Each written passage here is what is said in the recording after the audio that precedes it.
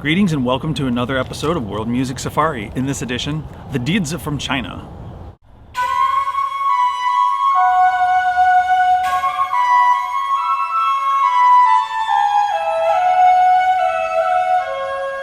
So the Dizi hails from China. It looks like it's spelled D-I-Z-I, it looks like Dizi maybe, is a woodwind that comes to us from China.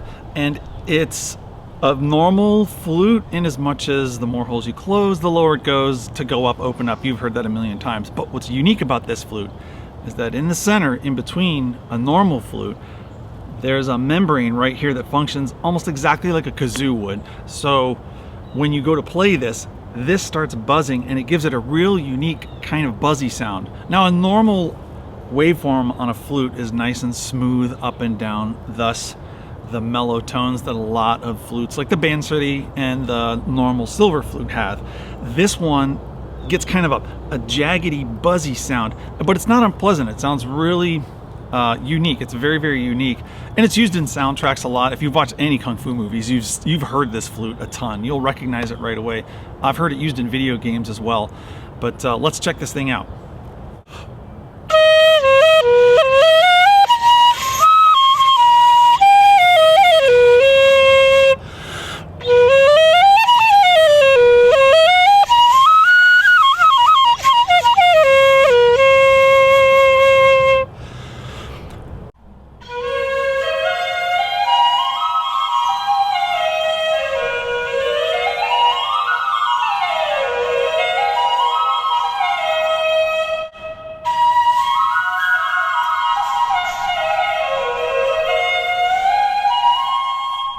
So you can hear that buzzy sound from that little membrane right there. Now that's a finicky little membrane. If it's not perfectly tightened up, it won't play the higher notes.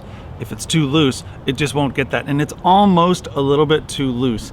Now the traditional membrane is made out of rice paper and it's glued on with garlic. They just rub sticky garlic on the edges of rice paper and just stick it on there. Now the material that I'm using is actually just a plastic bag. I don't have any rice paper. I can get the demos. I think they're called demo, D-I-M-O, demo.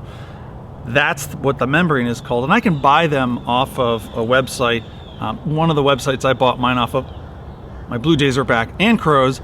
The website that I bought my Arhu off of has demos on them too, so I may pick some up later, but the first thing I got to do is fix my other flute. But yeah, right now I'm just using a plastic bag and some tape on there. It works well, but not as well as a nice thin piece of rice paper would.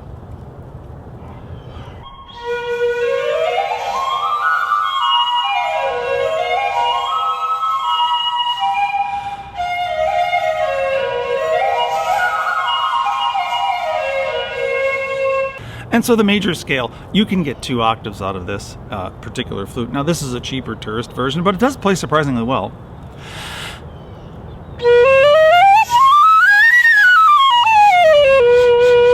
Two octaves, not bad. Okay, so it'll play in minor 2. I'm going to use the Dorian scale, so I'm going to start on the second note of this particular flute, and it should give me a nice minor scale with a major 6 in it.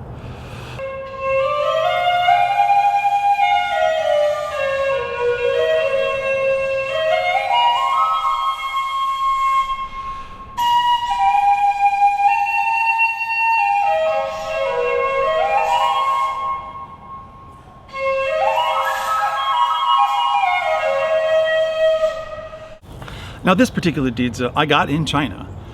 I had the opportunity to go a long time ago and purchase this in the wintertime in a market in Beijing, and it plays beautifully. Well, it played beautifully. So the humidity that I talked about in the other video with the drums that we have here in Florida, the humidity here also affected this flute as well. There's a crack on the back of this right here, and it rendered it unplayable. Now I can fix it if I get some wood glue or some wood filler.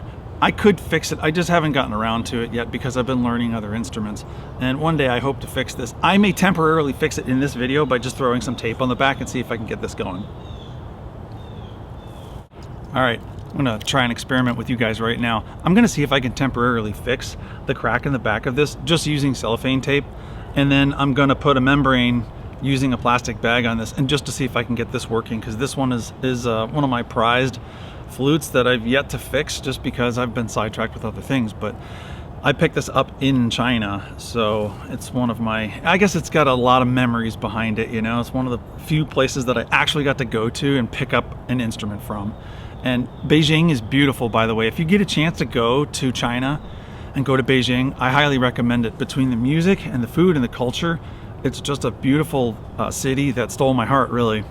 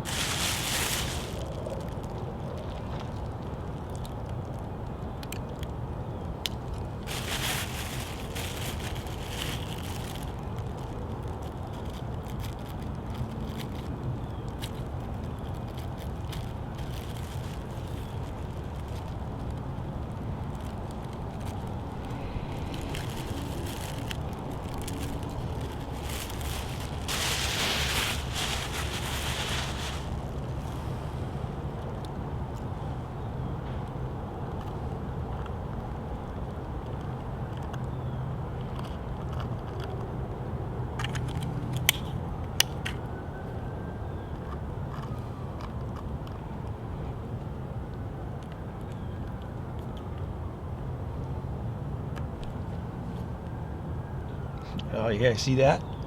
Ha! Getting attacked by mosquitos while I'm working on this.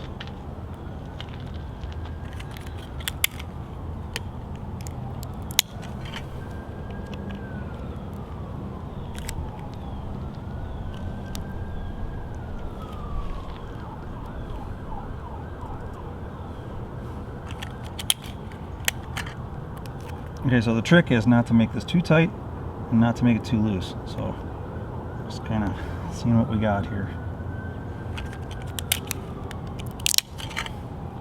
Now this may or may not work, but there's only one way to find out.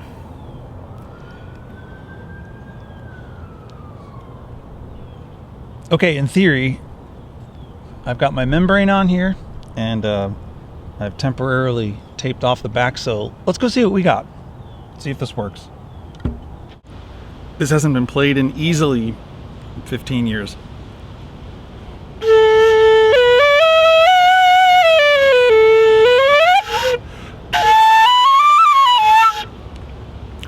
Not bad considering, not bad. I can't get the high register because the demo's a little too loose. But out of the gate, not bad.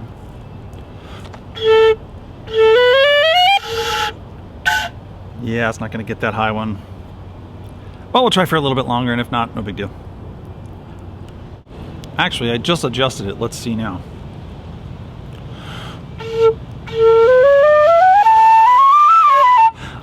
Now I can get the second octave, but did you hear how it doesn't sound like a Dizi anymore?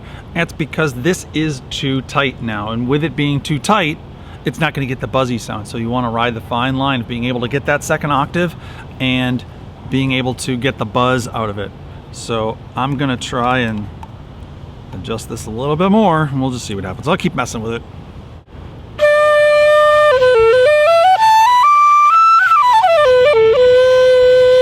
Getting there.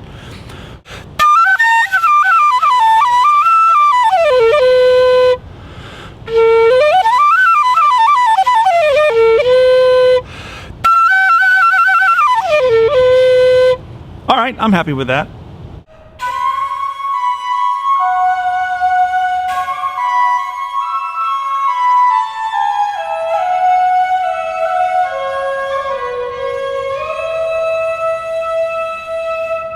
Oh yeah, I'm happy with that.